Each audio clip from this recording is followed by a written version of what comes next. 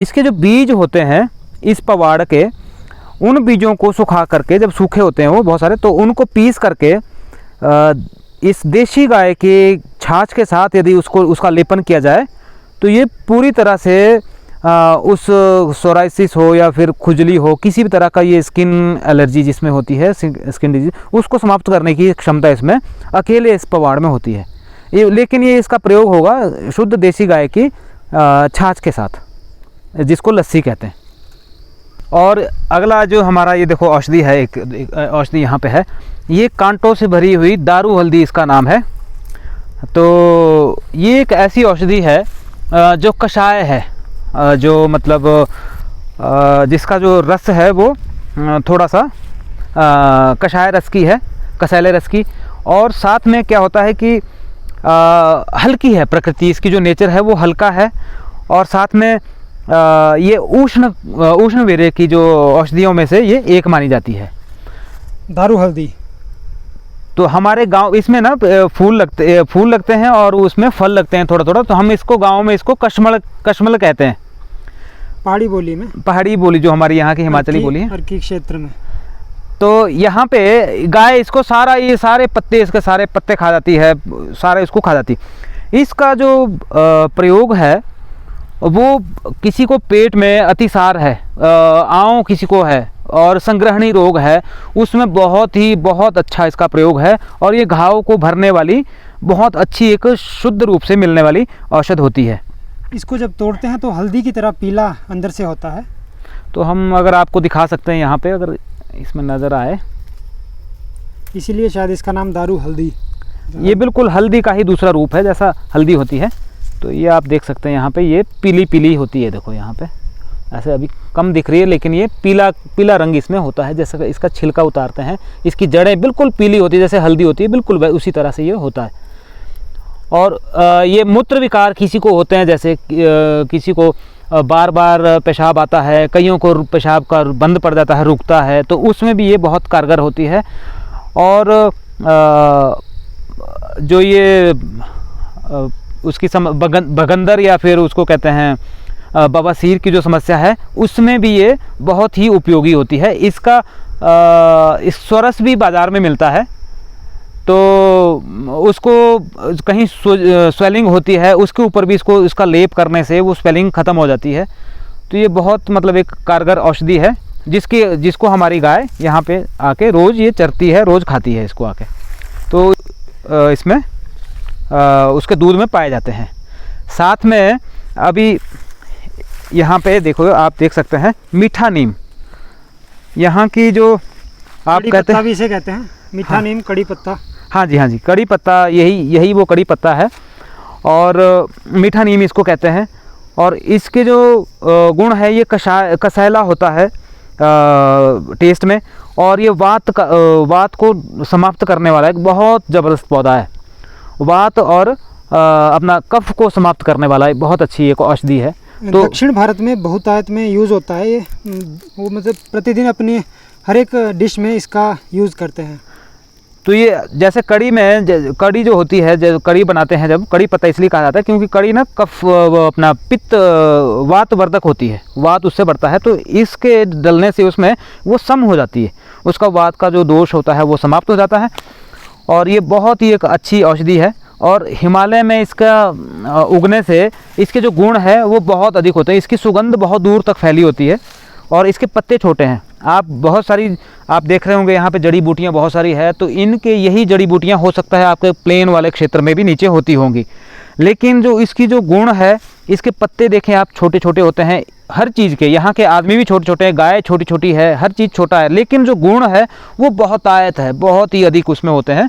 क्योंकि प्रकृति, एक तो यहाँ पे ये बिल्कुल पोल्यूशन से फ्री एरिया है, यहाँ पे कोई पोल्यूशन नहीं होता और बिल्कुल साफ़ सुथरा ये क्षेत्र है। और धूप सूर्य भगवान के सीधे यहाँ दर्शन होते हैं, तो इससे ये मतलब शुद्ध रूप से ये सारी यहाँ पे पाई जाती है।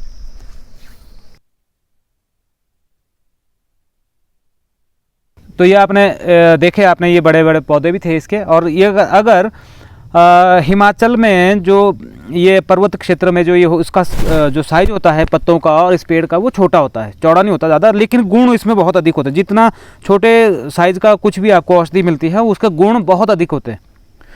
तो इसका अगर गौमूत्र, मैंने कहा कि गौमूत्र के साथ अगर इसका सेवन करते हैं, इसकी छाल का पाउडर का सेवन करते हैं तो कैंसर के लिए बहुत ही असरदार ये औषधि है।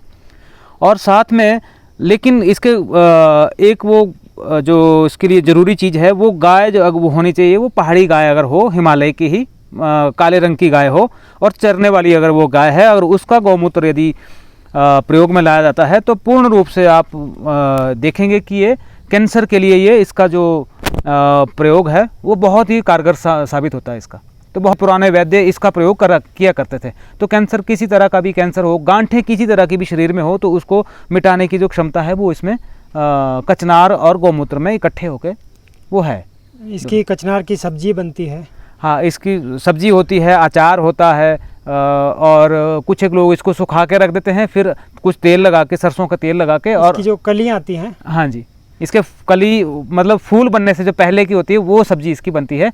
बाकी उसके बाद ये कुछ मीठा और कुछ कसैला इसका टेस्ट हो जाता है जब ये फूल इसके बन जाते हैं। तो उसके बाद इसकी फलियाँ लगती है और फली के बाद बीज उसमें लगते हैं, उनको बीजों का भी बहुत अधिक महत्व होता है। तो लेकिन ये गाय हमारी इसको सीधी रूप से खाती है, तो उस गाय के गौमूत्र में ये जो कैंसर को ख़त्म करने की जो क्षमता है वो इस गाय के गौमूत्र में सीधा ही होती है, क्योंकि उसको सीधा ही खाती है और ये अपने गौमूत्र के माध्यम से प्रोसेस करके ये बाहर आती है। तो पहाड़ी गाय का जो ये काले रंग की गाय, जो चरने वाली गाय, जैसे आपको इधर दिख भी रही है सामने, अभी चर रही है, अभी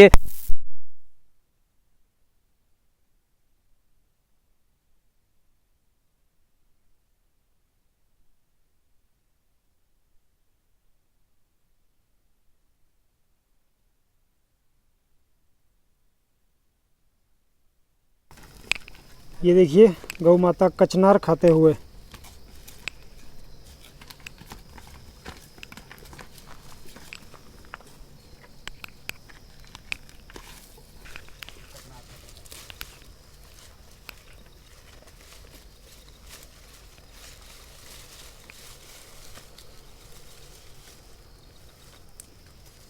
तो ये अगली औषधि यहाँ पे जो आपको दिख रही है ये है वासा, जिसको बोलते हैं।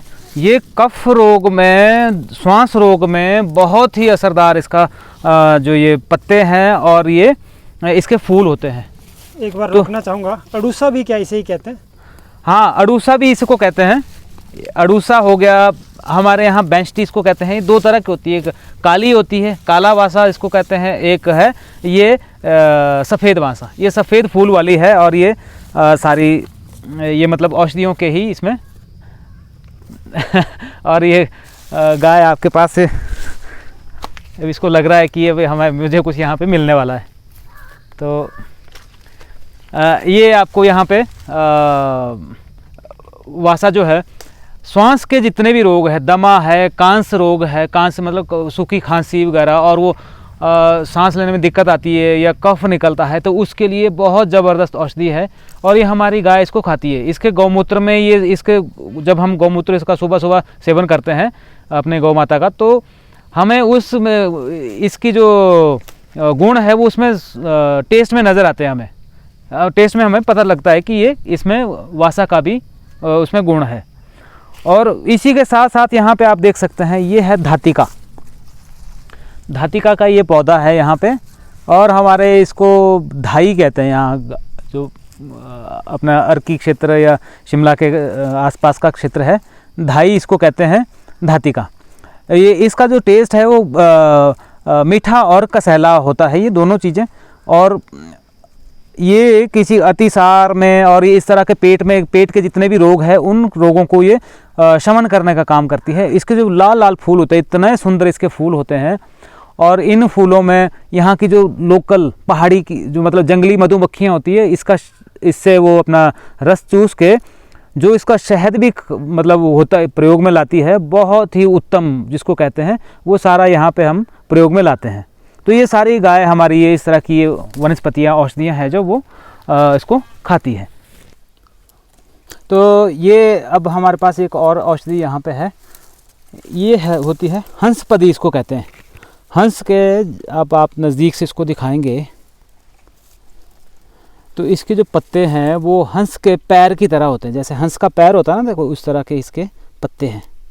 ये देख सकते हैं आप, ये पत्ते इसके निकाल के, ये देखो इस तरह के ये जो पत्ते हैं हंस के पैर की तरह, हंसपदी इसको कहते हैं। तो ये इसके जो शीत वीर्य की ये औषधि होती है, वाजी कारक जितने भी समस्याएं हैं, जितने भी शुक्र धातु पे इसका बिल्कुल सीधा संबंध है।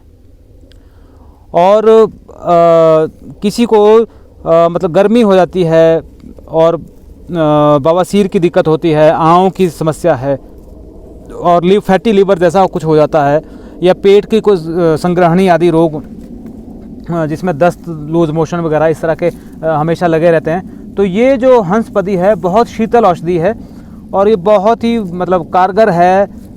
इसमें अपने जो पित्त से संबंधित जितने भी कोई समस्या है, और जो सबसे ज़्यादा इसका जो प्रयोग है वो शुक्र धातु पे इसका होता है। जो 7 धातुएं हैं हमारी, जो 7वां जो धातु है अंतिम धातु, उसमें इसका बहुत अच्छा ये स्पर्म काउंट बढ़ाने में बहुत ही ज़्यादा मतलब अच्छी औषधि है।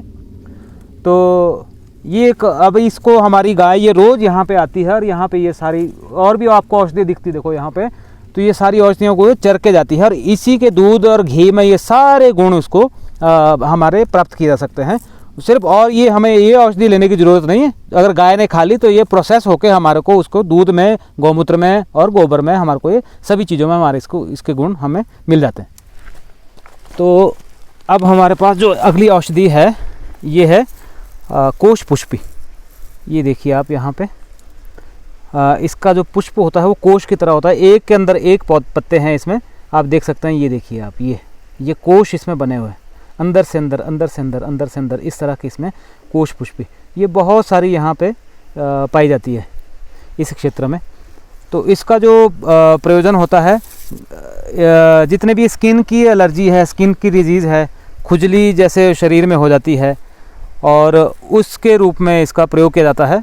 और साथ में जैसे चकत्ते पड़ते हैं या फिर रिंग्स जिसको बोलते हैं, वो उस तरह के जो इस तरह की जो कोई बीमारियां होती हैं उसमें ये काम आती है। और साथ में ये ठंडी औषधि है। तो किसी को पित्त की वजह से कोई समस्या होती है, आजकल के समय में कफ और पित्त से संबंधित सबसे ज़्यादा समस्या हो रही है, तो इसमें ये कोश पुष्पी जो है वो बहुत ही अच्छा असरदारक एक औषधि है, जिसको हमारी गाय यहाँ पे रोज़ आके चरती हैं। ये बहुत सारी औषधियाँ हमारे को निचले इसमें मिलेगी।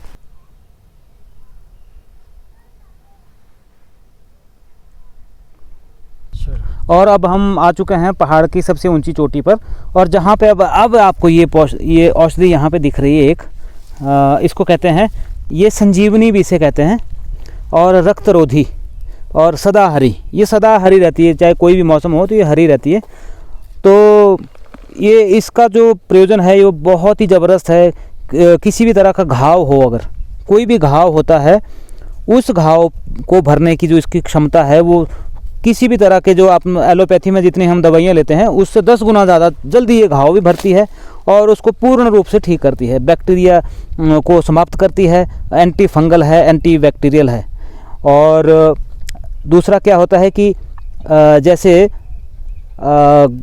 महिलाओं में ना गर्भ गिरने की समस्या रहती है, जैसे कईयों को मिसकैरेज हो जाता है, कई बार बहुत बारी ऐसा उसमें आता है, तो ये जो अपना ये औषधि है इससे वो समस्या समाप्त हो जाती है इसका सेवन करने से। संजीवनी, हाँ, ये संजीवनी है और इसको बहुत सारे लोग बहुत अलग नामों से भी जानते हैं, पर लेकिन जो संजीवनी है, जितना किसी भी तरह का घाव है, जो हनुमान जी वो पर्वत ही उठा के ले गए थे, उसमें ये औषधि सबसे महत्वपूर्ण थी, क्योंकि विष को नाश करती है, विष को नाश करती है, और जितने भी घाव होते हैं गहरे से गहरे घाव को तुरंत ठीक करती है।